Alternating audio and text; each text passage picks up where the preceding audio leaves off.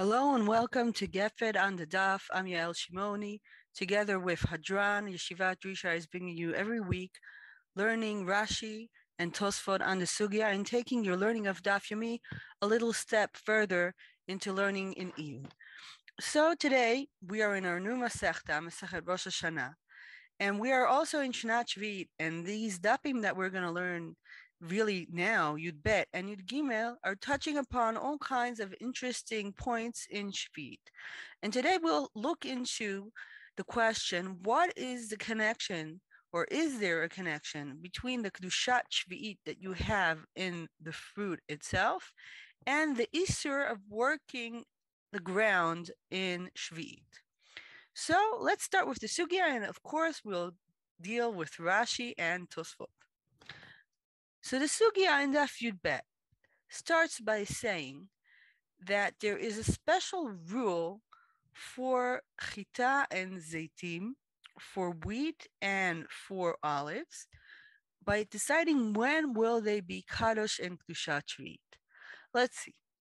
Tanan Hatam, says the Gemara, we read in a Mishnah, Hatiltan, which is a kind of grass, it becomes kadosh and kedushat shvit from the moment it rises from the ground. The minute you have a bit of green, it's already kadosh b'kedushat shvit. But if you have wheat or if you have olives, even though they already started coming out, of course, the wheat from the ground and the olives on the tree, they're not kadosh yet. You have to wait till they'll be the size that is a third of their original size, of their big size, when you actually eat them.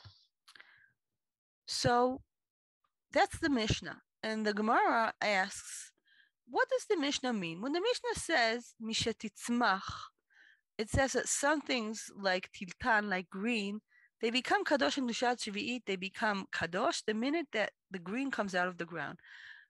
What else besides this greenery is part of this group that will become kadosh the minute it rises out of the ground? Says the Gemara, that refers to zra'im. Anything that comes out of a zera, that means anything that is a vegetable. That's what says the Gemara. Hatvu'ah v'hazeitim, that you have to wait till they reach the size of third. That's interesting, says the Gemara. Where does the Mishnah get that? Minane mile. Where is it written in the Torah that wheat and olives, you wait till they're a third of the size, and only if they reached a third of their size during the Shvit, then they'll be Kadosh and Kedushat Shvit. Where is that written? Says Rav Asi that Rabbi Yochanan said, and some people say that it came out of Rabbi Yossi Aglili, you learn that from a pasuk that talks about Hakel. If you go to the book of Devarim, the last book in the Torah, and you read towards the end, there is a date of when you do Hakel. And what's written there? Miketz Sheva Shanim, at the end of 7 years, B'moed Shnatat Shmita, at the date of the Shemitah, B'chag HaSukkot, on Chag Sukkot. Says the Gemara, I don't understand. How could it be? How could it be at the end of 7 years, at the time of the Shemitah and Chag Sukkot? At the end of 7 years, Sukkot is already in the 8th year. So is it the 8th year or is it the 7th year? Is it Shmita or maybe it's not Shmita anymore? Says the Gemara, this weirdness in the pasuk in the Torah comes to tell you that some things, when they grew in the 7th year, are kadosh, even though you only picked them in the 8th year. What things are that? Anything that is tvu'ah. What is tvu'ah? Tvu'ah, it's either olives or wheat. Anything that is called tvu'ah, that you use that word to describe it, and we know that there are two things that we use the word to describe, these things, even though you picked them already at the 8th year, they're kadosh because they became big at the 7th year. So that's the Gemara. Let's look at Rashi, because Rashi adds interesting things into this Gemara. Rashi says, listen, Yael, did you notice something weird happened here in this Gemara? The Gemara asked, how do I know that some things need to wait till they're in the size of a third. And the Gemara was sure that it's only wheat and olives. But where did they get that in the pasuk? The pasuk didn't say that it talks only about wheat and olives. It said that it talks about a date, that some things are kadosh b'kedushat shvit, even though the Shmita has already passed. So how do you know that wheat and olives are the ones who have to be there? Says Rashi, I'll tell you how I know. Because if you'll continue learning Masechet Rosh Hashanah, you will see that we have other Mishnayot that tells us specifically that if you are not wheat and olives, you have a different rule. And actually, we have three different categories. The first category, says Rashi, is anything that is coming out of the ground, which means vegetables. Any vegetable is kadosh only if you pick it in the Shvi'it itself. Why, says Rashi? Because vegetables, if you have a vegetable garden, you will notice the minute you cut them, they continue to grow. Why is that? Because they grow every day from the water of that day, says Rashi. But if you look at trees, they're a totally different category. Trees grow their fruit on the water of the previous year. Therefore, says Rashi, fruit you will go according to the time of Tu Bishvat. If Tu Bishvat at that year will be the year of Shvi'it, that's when the perot will be kadoshim. That's when fruit will be kadosh. Why? Because the fruit becomes fruit from all the water that the tree drank during the winter, the previous winter.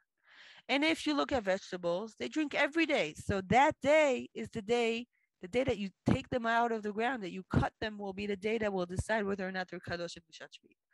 But in the middle, you have wheat and olives that they're somewhere in between. They grow like a vegetable, says Rashi, on one hand, but on the other hand, they don't grow every single day. So that's the special rule, and that's why the Gemara is so certain that this pasuk talks davka about wheat and olives. So, says Rashi, and concludes, what we learn from this pasuk of Hakel, is that wheat and olives have this special rule of bringing a third. Okay, Rashi's perfect. Rashi's great. Is there a problem? I don't see a problem. But then Tosfot sees a problem. Let's see what Tosfot has to say. Tosfot says, whoa. This is not the first page of Gemara that we've learned that has to do with Shvi'it in Masechet Rosh Hashanah. We had another page, Daf Tet Amud Aleph, that discussed a different issue in Shmita. And there, if you will read Rashi, you will see that there's a different pasuk in the sugya, and we'll look at this pasuk closely in a minute. And Rashi there says that from that pasuk is where we learned that wheat and olives have to wait till they're the size of a third. So how can Rashi be learning the same din from two different pasukim? In order to understand Tosfot well, let's look at what is written in Daf Tet and revise. Daf Tet, Masechet Rosh Hashanah. Totally different discussion. A question is asked in the Gemara. How do we know that we add to the Shvi'it the Isurim of working in the ground a little bit before Rosh Hashanah and a little bit after Rosh Hashanah? Tosefet Shvi'it. Where do we learn the din of Tosefet Shvi'it? Shvi'it and Shabbos are very close. Shabbos, we also add a bit before and a bit after, right? So Shvi'it, says the Gemara, has the same rule. Where do we learn that rule? I'll tell you, says the Gemara. Go to a Braita. In the Braita, we discuss a very special pasuk, the pasuk B'charish u'Bakatzir Tishbot. This pasuk is in Sefer Shmot, and it's a pasuk that starts talking about Shabbos, and suddenly, at the end of the pasuk, it talks about working in the ground. Let's read it. Sheshet yamim ta'avod, 6 days you will work, u'bayom hashvi'i tishbot, at the 7th day you will rest, B'charish u'Bakatzir Tishbot, you will rest from plowing and you will rest from taking. This is a very strange pasuk. If we're talking about Shabbos, there are many other things that you're asked to do on Shabbos. We have Lamed Teis Avot Melacha. So why only 2 things are asked here? Says Rabbi Akiva in Daf Tet, I'll tell you why. Because this pasuk does not talk about Shabbos. It talks about Shvi'it.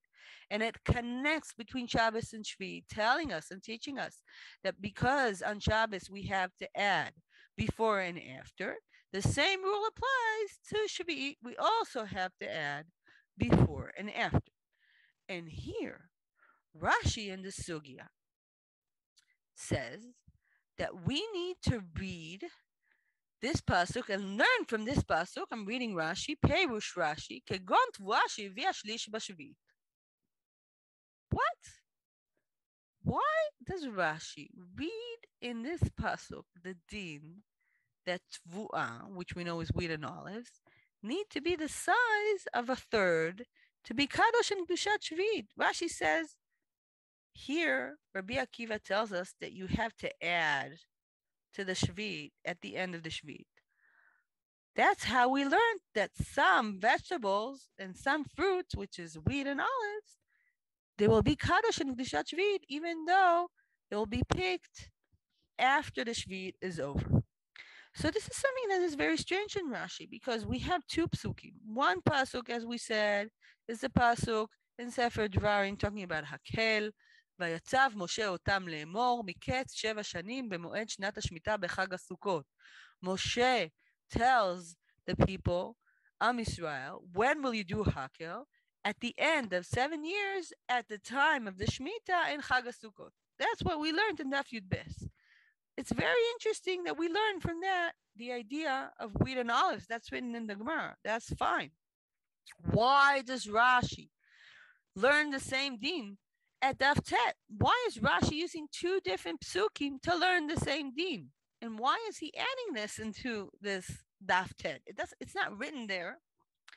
So first I want to stay a little in Daf Tet and show you that some Rishonim did not read like Rashi. Rashi read that Gemara that way. Also, Tosfot read that Gemara that way. But the Ritva reads the Gemara differently. Says the Ritva. First, he brings Rashi, and he helps us understand why Rashi decided to read that pasuk in such a way. Because the pasuk says, "Bakatzir, bacharish ubakatzir." In Hebrew, usually when we talk about katzir, usually we talk about wheat. So it sounds okay that Rashi is thinking about wheat when he's describing what is learned from this pasuk. But it says the Ritva, if that's so, I don't understand. A few dapim later, you'll be learning this din from a different place. So why is Rashi sticking the din here? Doesn't make sense. Says Ritva, we think, says the Ritva, I think that what's written in Daf Tet is nothing that has to do with the peros. It has nothing to do with the wheat and the olives. It is talking only about working in the ground. Says Ritva, when I read Daf Tet, even though it says katzir, I'm not looking for a specific type of fruit or vegetable. I'm talking generally. When I try to describe what you do to the ground, I say generally we plow and we pick. So it's a general statement, it has nothing to do with a specific fruit or vegetable. And that's why the Ritva does not have the same problem that Rashi has. But as Tosfot showed us, Rashi definitely has a problem. So Ritva says there is no problem. Each pasuk is giving us a different rule. According to the Ritva, Daf Tet talks about it. You're not allowed to work on the ground. And Daf Yud Bes and Yud Gimel talk about the idea that some vegetables and some fruit are kadosh b'kedushat shvit if you continue onwards because they became the size of a third. The Ritva is fine. Rashi and Tosfot have a problem. They're learning the same din from two different pesukim. Why? Okay. Now that we fully understood Tosfot's question, let's see his answer. Tosfot says, I'll tell you why. Let's make believe. Okay, Tosfot does that many times, and it's a beautiful way to learn. So Tosfot, okay, let's say there would be only one pasuk. Let's say there would be only one daf. Let's say only Daf Yud Bet existed. What would we have understood as learners? We would learn that wheat and olives are continuing to be kadosh, even though you pick them in the 8th year. Says the Tosfot, yeah, if you would learn this stuff, would you think that you're not allowed to uproot all kinds of troubling plants around these fruits that are kadosh b'kedushat shvit, would you think that you're not allowed to add minerals to the ground? No. Shvit is over. You can do whatever you want with the ground. What would you have learned? That these pears are kadosh b'kedushat shvit, so you can't sell them as usual, and you can't pick them as usual, and you have to take care to not to be mafsidim, and all the rules that you have about kedushat shvit. But I would have thought, says for that I would break up the connection between something that's kadosh b'kedushat shvit and between the ground. I would say if the ground is free already, shvit is over and past. There are fruits and vegetables that are kadosh, but they do not drag the ground with them. But because of the pasuk in Daf Tet, we realize that there is a connection between the kedusha and the peiros and the isur to work on the ground, and that's what Rashi comes to tell us. That when we add the isurim of shvit, we add them because we have fruits and vegetables that are kadosh b'kedushat shvit. The fruits and vegetables are carrying with them the kedushat shvit, and we only learn that because we learn also from Becharishu Bekatzir and also from Miket Sheva Shanim B'Shnat Shmita. So let's look at this again. We have two different pasukim. The first pasuk says Tosfot would have only left us understanding that some fruits and vegetables are kadosh b'kedushat shvit, so we would have taken care of them, but we would not think that the ground is affected by them. Now that we see that we also learn this from that Tate, which is what Rashi told us, we realize that there is a connection between the kedushat shvit and the perot and the isurim of working in the ground. So Baruch Hashem, we have a great schus that because we're learning Daf Yomi, we're also learning Hilchos Shvis and Iyunim in Shvis during the Shnat Shmita itself. I hope you will continue enjoying your limud and our limud together every week, Be'ezrat Hashem. Take care.